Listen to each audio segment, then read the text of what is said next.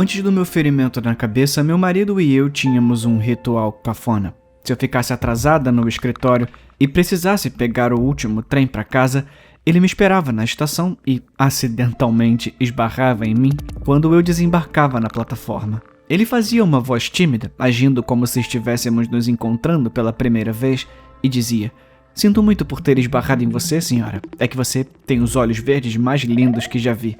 Será que eu poderia te levar para casa?" E, todas as vezes, isso me fazia derreter como manteiga em uma panela quente. Sim, eu sei que eu sou um pouco brega. Mas uma noite, a plataforma estava vazia quando aquelas portas automáticas se fecharam atrás de mim. Meu estômago embrulhou. Ao sair da estação, uma escada de concreto levava você para um túnel subterrâneo longo, imundo e mal iluminado, e esse era o verdadeiro motivo da tradição de Daniel e eu. Porque nenhum de nós gostava da ideia de eu voltar para casa andando por ali. Enquanto minhas ligações não eram atendidas, fiquei ali, parada, minha perna balançando para cima e para baixo. Postes de luz acenderam-se além da cerca de ferro em torno da estação e o céu ficou mais escuro, até que, finalmente, não vi outra escolha senão partir o mais rápido que pude. Dentro da passagem subterrânea, lâmpadas halógenas crepitantes estavam espaçadas a cada 10 metros ou mais. Eu andei, meio que corri, de um foco de luz bruxuleante para outro, inalando pela boca para evitar o fedor combinado de 1000 bexigas aliviadas. No meio do caminho, passos rápidos surgiram atrás de mim. Eu me virei. Meu peito colidiu com algo sólido. Então, 2 mãos dispararam e me agarraram pelos pulsos. Na penumbra pude distinguir cabelos escuros e olhos azuis profundos. Dei um suspiro gigante de alívio. "Ai, Daniel, querida", respondeu o homem.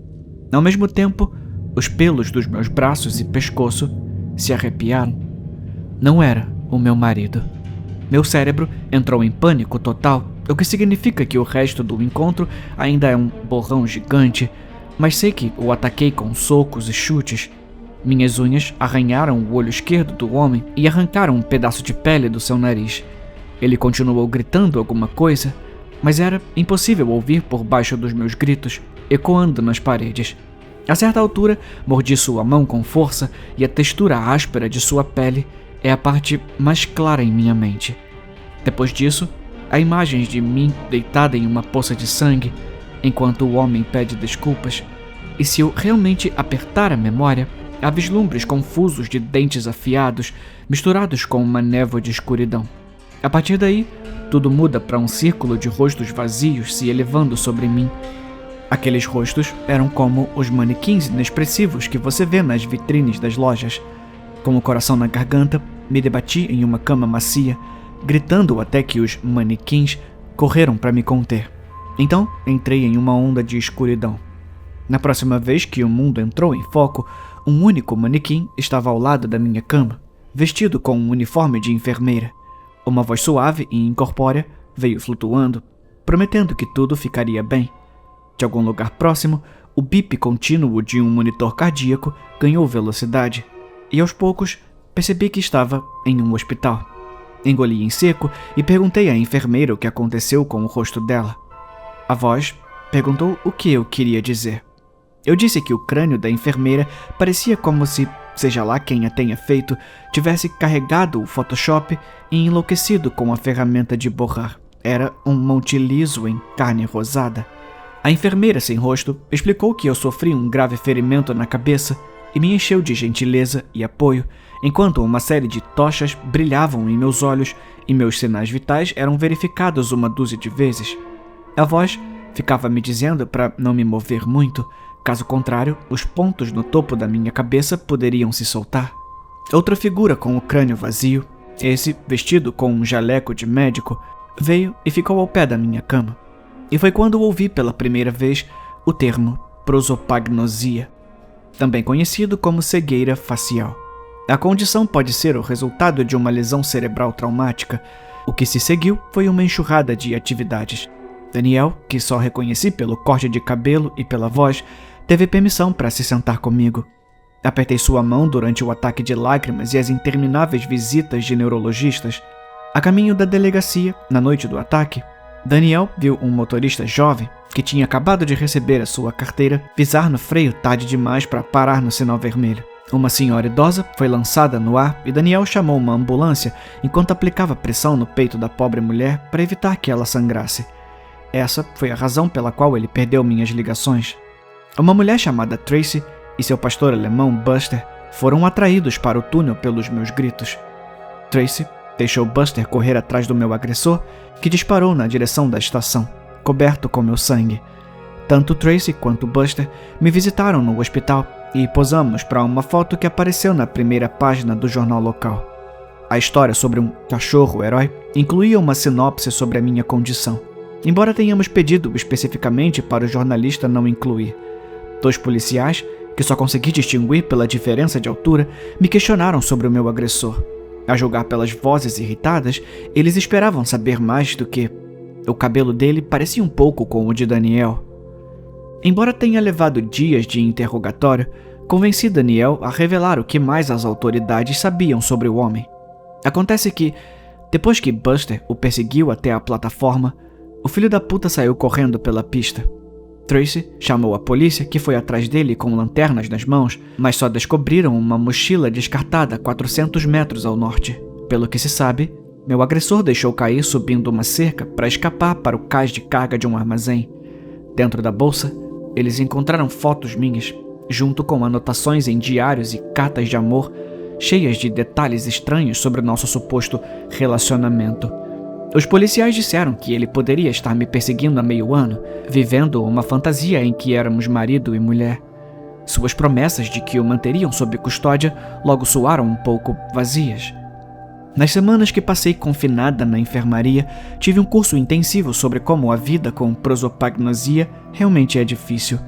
Vestidos com roupas de hospital idênticas, era impossível distinguir meus colegas pacientes, a menos que tivessem uma característica única, como um esmalte verde ou um corte de cabelo, e eu sofria um leve ataque de pânico toda vez que alguém do meu círculo íntimo mudava o penteado ou comprava uma roupa nova.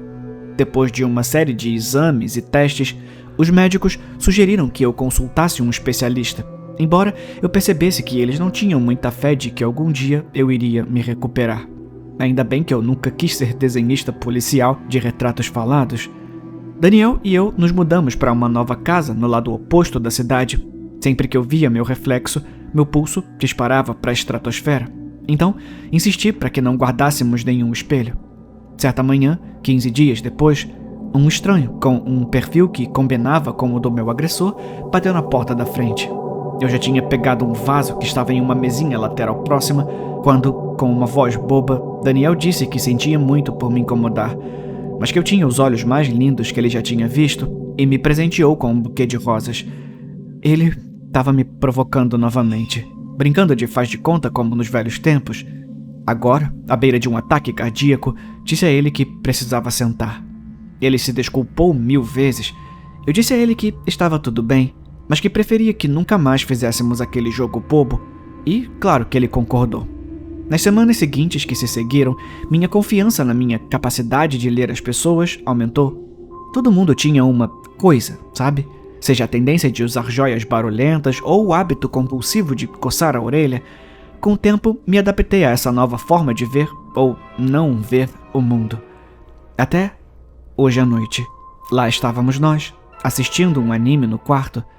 Eu nunca gostei de desenhos animados antes, mas desde o diagnóstico, filmes e séries em live action se tornaram difíceis de acompanhar. Então, gravitei em torno de qualquer coisa com cores brilhantes e padrões distintos. Mais tarde, enquanto eu estava deitada, de frente para a parede e navegando pela internet, Daniel vestiu seu roupão azul marinho e desceu as escadas para usar o banheiro. Eu ainda estava lendo a mesma postagem quando passos marcharam pelo corredor. Imediatamente, a minha pele se arrepiou. Por quê? Era a velocidade? Talvez o ritmo dos passos? Quando a porta se abriu, olhei para Daniel, ainda de roupão.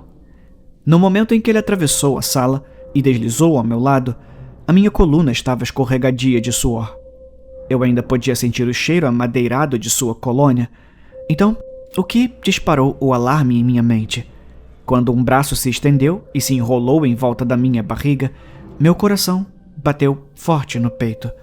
Pelo canto do olho, um rosto inexpressivo olhava diretamente para mim, silencioso e imóvel. A maneira como aquela mão áspera sondou meu estômago e o gosto daquele hálito fétido, tudo evocou memórias do túnel. Rolei em direção à parede, de repente presa sob a caverna quente de roupas de cama. E isso nos traz ao agora.